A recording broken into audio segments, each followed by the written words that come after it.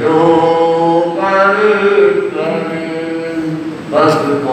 भक्त तुलसी के, भगवान भक्त तुलसी के, तुम ही राम हो मेरे मानस के स्वामी, तुम एक धाम हो।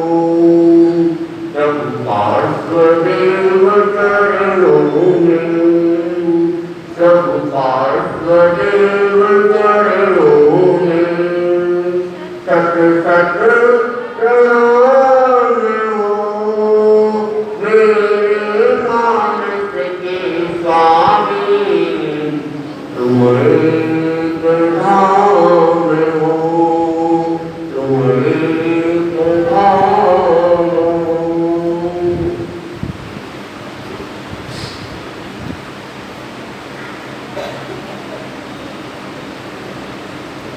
प्रत्येक व्यक्ति की इच्छा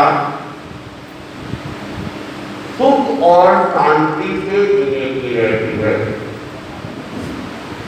कोई निर्दयी व्यक्ति होता है जिनकी इच्छा सुख के साथ जीने की है, किसी की सब सुख से जीना चाहते हैं, दुख किसी को प्रिय नहीं, और सब यही प्रार्थना करते हैं कि मुझे सुख चाहिए।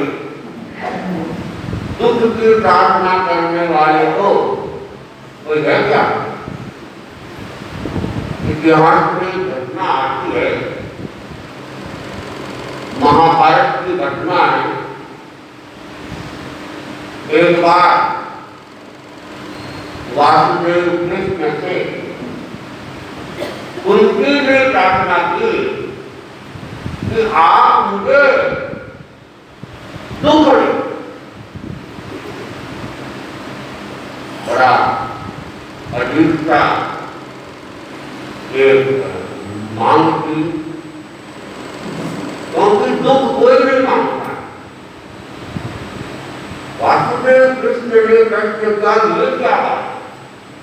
सुख की मांग तो होती है, धन की मांग होती है, यश की मांग होती है, लेकिन दुख की मांग तो आज तक मेरे सामने नहीं आई। तुम दुख क्यों मांग रही हो?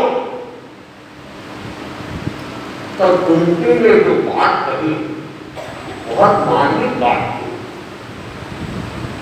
और कुंती ने कहा मैं दुख इसलिए मांग रही हूं कि दुख रहेगा तो आपका स्मरण रहेगा, भगवान का स्मरण रहेगा। सुख में आदमी भगवान को भूल जाता है, सुख में आदमी धर्म को भूल जाता है। जब दुख की स्थिति होती है तब धर्म की याद किसी को नहीं आती है, और जब परेशानियों से घिरता है तो फिर भगवान की याद आती है और मंत्रों की याद आती है। ऐसे तो कहा जाता है कि मारा फेरो, तो टाइम नहीं, 10 मिनट का टाइम भी मारा फेरने के लिए नहीं है, और मोबाइल देखने के लिए घंटों घंटों का समय भी नहीं जाता। अनेकों को हम सुनते हैं कि हर 10-15 मिनट हुआ मोबाइल उठाया और व्हाट्सएप चेक किया, इंस्टाग्राम चेक किया, 10-15 मिनट हुआ और मोबाइल की याद आ गई, सोशल मीडिया के चले गए। लेकिन हर 10 मिनट में तो क्या घंटे भर में भी धर्म की याद किसी को नहीं। तो उनकी निर्माण की कि आप मुझे दुख, क्योंकि दुख रहेगा तो भगवान का स्मरण रहेगा, दुख रहेगा तो धर्म में चित्त लगा रहेगा। और कहा भी गया है दुख में सुमिरन न करे, दुख में करे न कोई, जो दुख में सुमिरन करे तो दुख पाएगा हो। यदि व्यक्ति सुख के समय में ही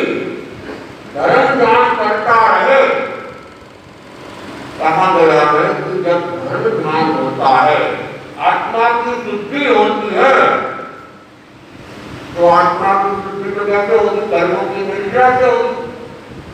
जो कर्म आत्मा के टिके हुए हैं ये जब हटेंगे तो आत्मा की शुद्धि होगी, और जब आत्मा की शुद्धि होगी, कर्म निर्णय होगी, तो ये अनिवार्य नियम है कि पुण्य कर्म का बंध भी होगा। और अगर पुण्य का बंध होता रहेगा तो फिर उदय भी उसी का ही होना, और जब वो उदय में रहेगा तो भौतिक सुख सुविधाएं तो अपने आप मिल जाएगी, उसके लिए अलग से प्रयास की अपेक्षा नहीं रहती है।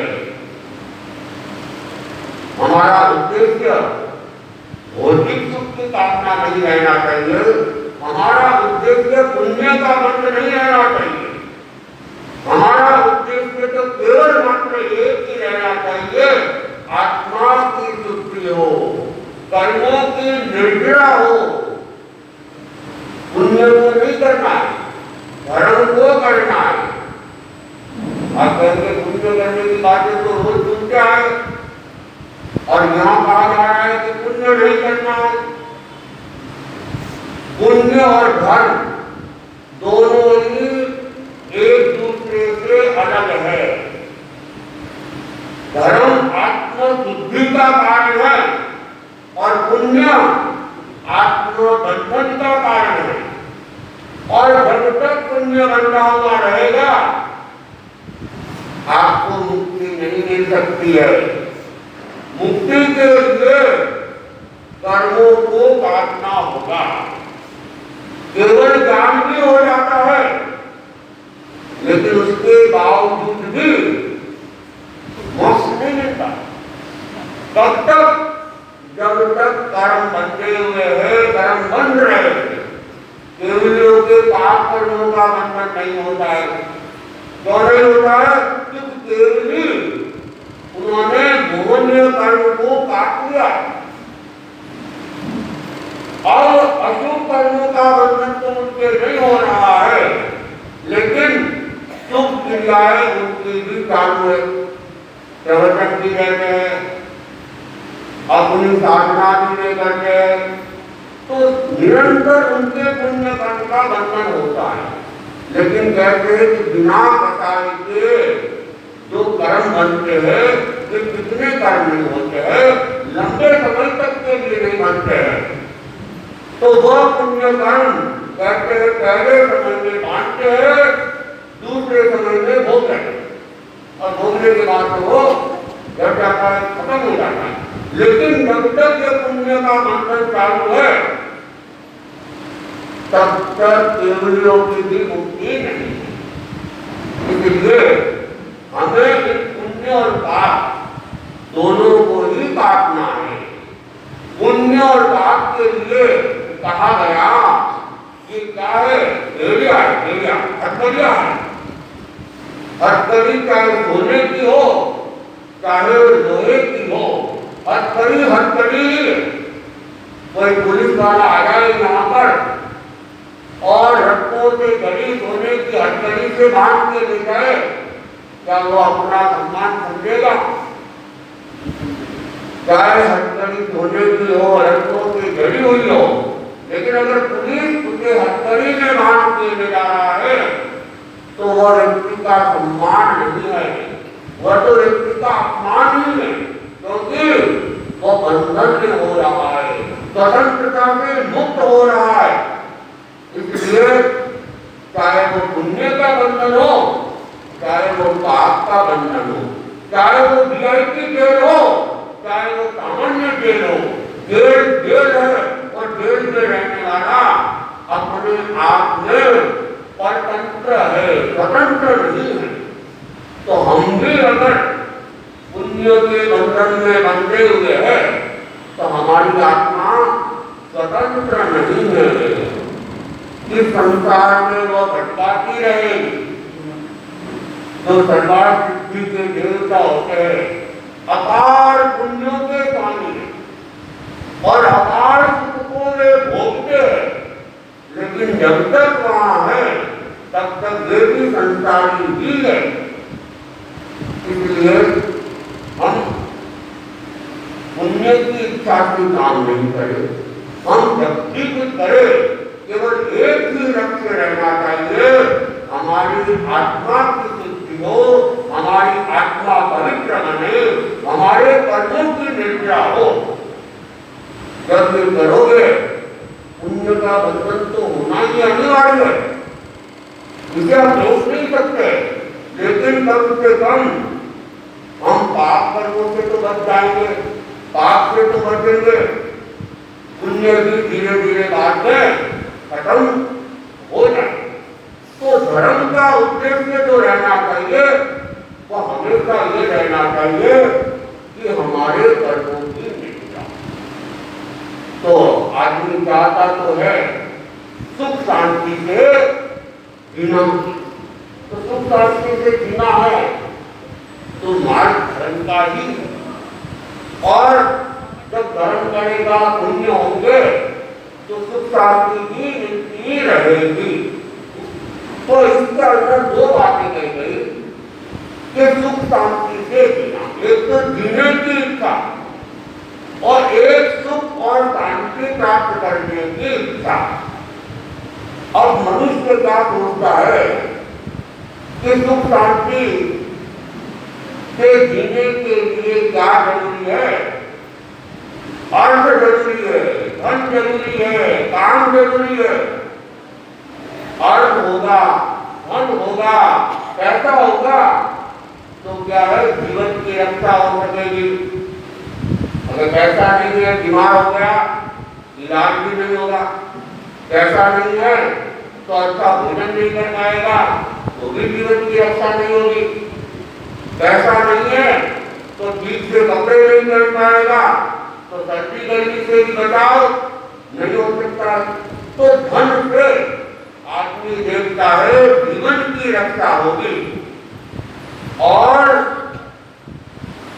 अगर काम है, इच्छाएं है, अभिलाषाएं है, तो क्या है, सुख शांति की पूर्ति करें।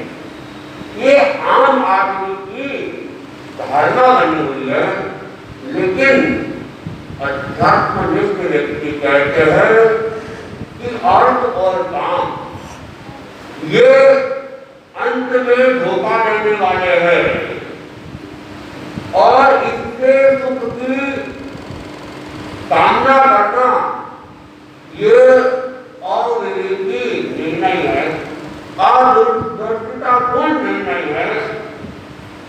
कभी भी धन से व्यक्ति सुख शांति को प्राप्त कर नहीं सकता है। एक भारतीय व्यक्ति था और वह अफ्रीका से धन कमा के आया, अपार धन कमा के आया। धन की उसके पास कोई कमी नहीं। एक बार वह किसी संतों के सामने चढ़ा गया और संतों ने उसके बारे में ऐसे सुन रखा था।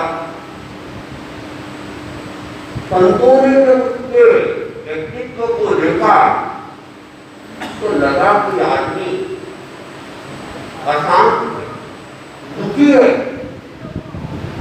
तो संतों ने कहा, भाई मैंने तो सुना है कि अफ्रीका जाके आए हो और वहां से बहुत सारा धन कमा के आए हो।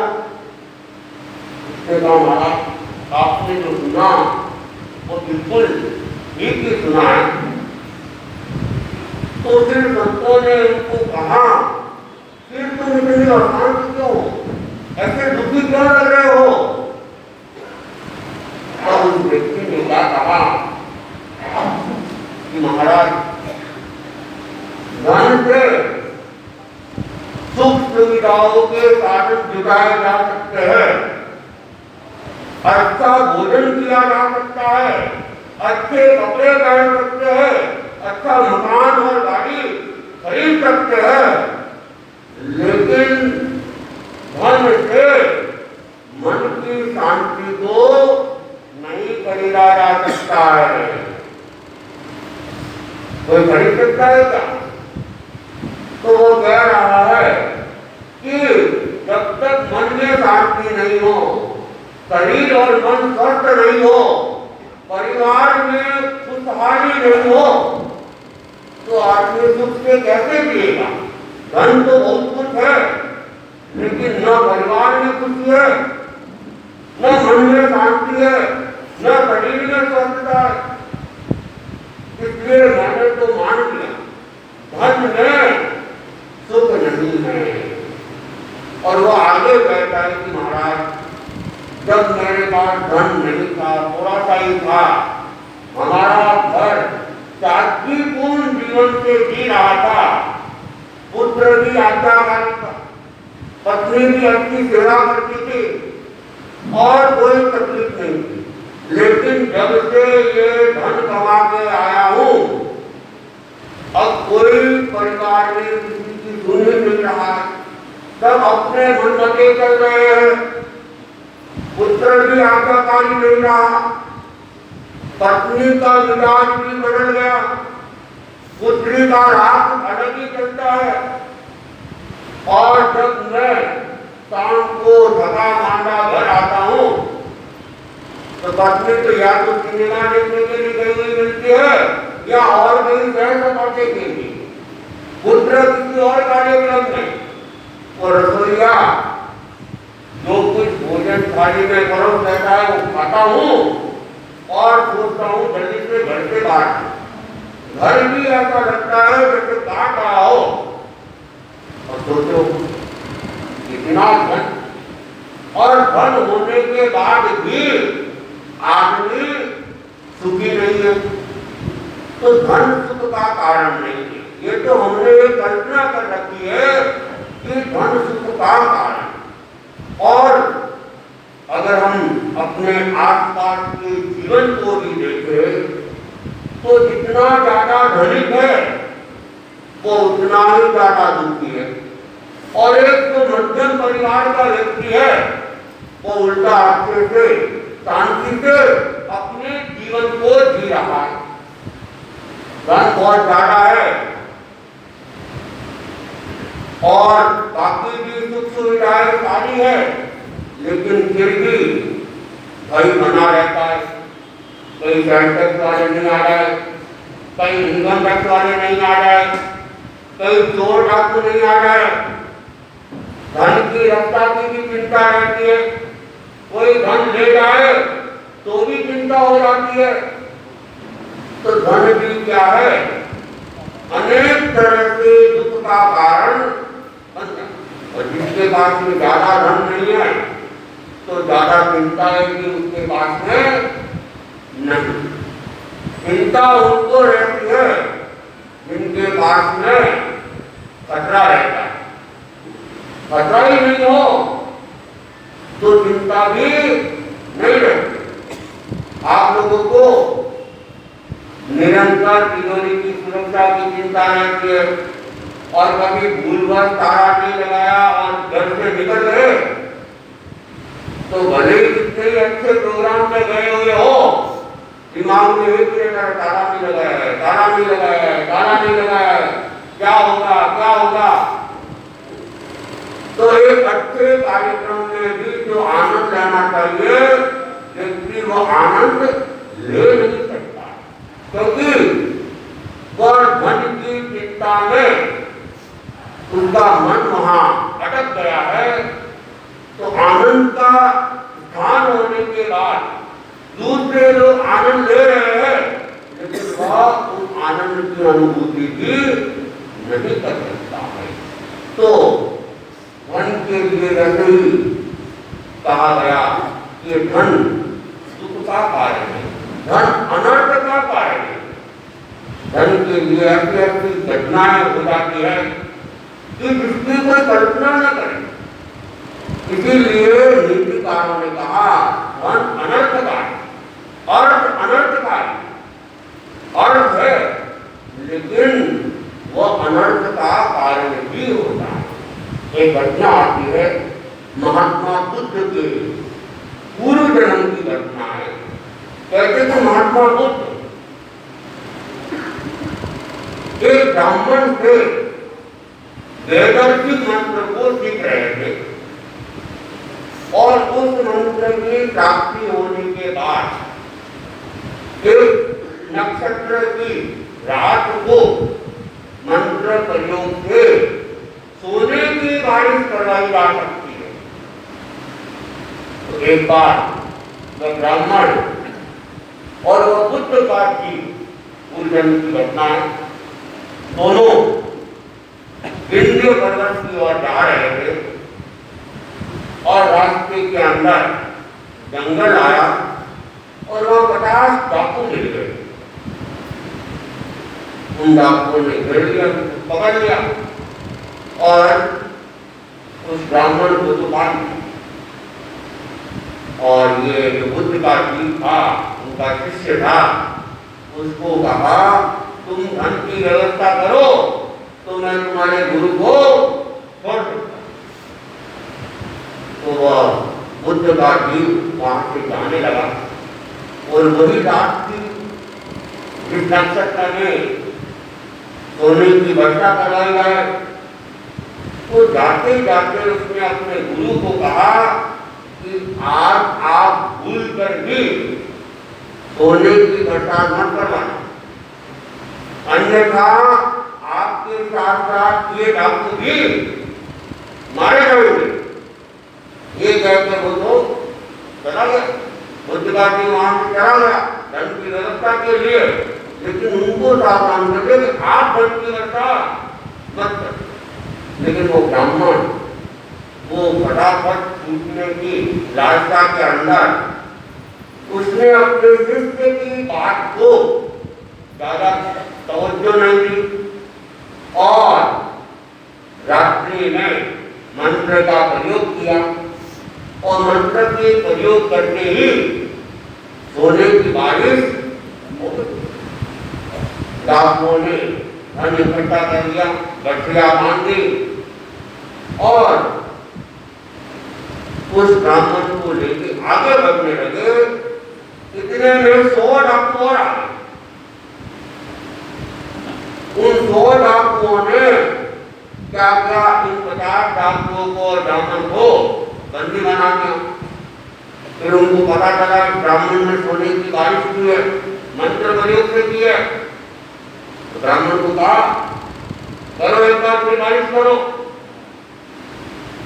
लेकिन जिस नक्षत्र का और जिस योग में वो होना था वो समय तो थोड़े समय के लिए आता है, वो समय निकल गया। अब मंत्र काम नहीं कर रहा था। तो उन डाकुओं ने क्या किया, उस ब्राह्मण का काम तमाम कर दिया, ब्राह्मण को मार दिया और फिर उन 50 डाकुओं को जो बंदी बनाया गया था उन डाकुओं को भी उन्होंने अब जो धन प्राप्त हुआ उसको लेके जाने लगे।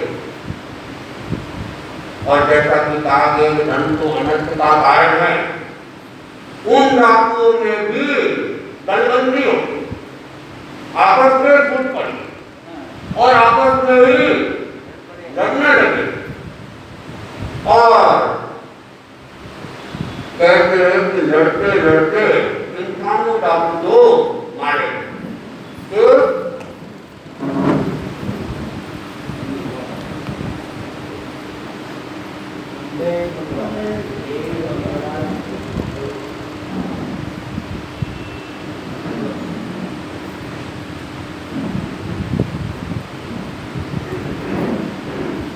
दो डाकू रह गए। उनमें से एक डाकू भोजन की व्यवस्था में लगा, वो चावल वगैरह को पका रहा था और दूसरा डाकू आवश्यक कार्य से निवृत्त होने के लिए चला। तो इधर जो चावल को पका रहा था उसकी भी नियत बिगड़ गई। उसने चावल के अंदर क्या डाल दिया, ये भी बढ़ जाएगा तो पूरा का पूरा धन मेरा हो जाएगा। और वह जो गया हुआ था वह भी जब निवृत्त होकर आया तो आते ही उसने क्या किया, तलवार से उस डाकू के ऊपर वार कर दिया, वो भी हो गया। अब उसने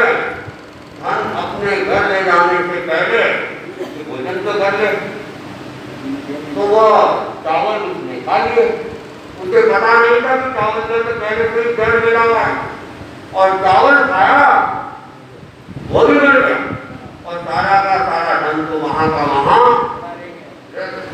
तो धन क्या है?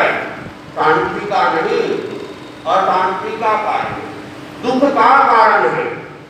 इसलिए अगर कोई सोचता है कि धन होगा तो हम सुखी होंगे, तो लालसा की बढ़ जाती है, और लालसा की दुख की ओर भी ले जाएगी। इसलिए श्रावक के लिए कहा गया कि अर्थ जो है